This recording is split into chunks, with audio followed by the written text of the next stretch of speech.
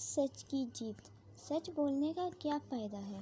کچھ بھی نہیں، صرف ڈانٹ کھانی پڑتی ہے، احمد نے منہ بناتے ہوئے کہا۔ دادا جان بولے، نہیں بیٹا، اس کا فائدہ تو دنیا اور آخرت دونوں میں ہے۔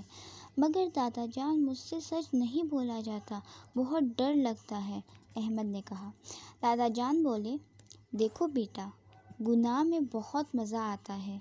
آپ سوچتے ہوں گے کہ میں جھوٹ بول کر ڈانٹ سے بچ گیا ہوں، مگر اسے دادا جان سے کیا ہوا وعدہ یاد آیا اور اس نے سچ بول دیا۔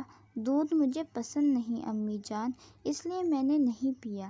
امی غصے میں بولی، تم نے دودھ اس لیے نہیں پیا کہ تمہیں پسند نہیں؟ آئندہ یہ تمہارا کھیلنا کودنا بند، دیکھتی ہوں کیسے دودھ نہیں پیتے۔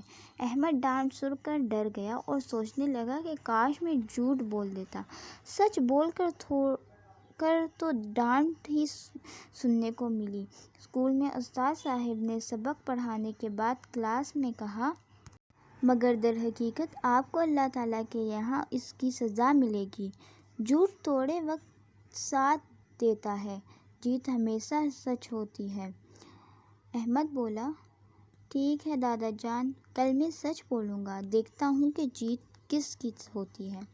اگلی صبح احمد اٹھا تو امی نے آواز دی، بیٹا دودھ کا گلاس ابھی تک پڑا ہے، کیا تم نے رات کو دودھ نہیں پیا تھا؟ احمد کا دل چاہا کہ وہ جھوٹ بول دے کہ وہ بھول گیا تھا۔ اردو کی کاپی نکالیں۔ احمد نے اس وقت بھی سچ کہا، سر کاپی گم گئی ہے۔ استاد صاحب یہ سنتے ہی غصے میں آ گئے اور احمد کو اگلے سبق میں کلاس کے کونے میں سزا کے طور پر کھڑا رکھنا پڑا۔ شام کو احمد اپنے دادا جان سے بولا، دادا جان، سچ بولنے کی وجہ سے سارا دن بہت گزرا۔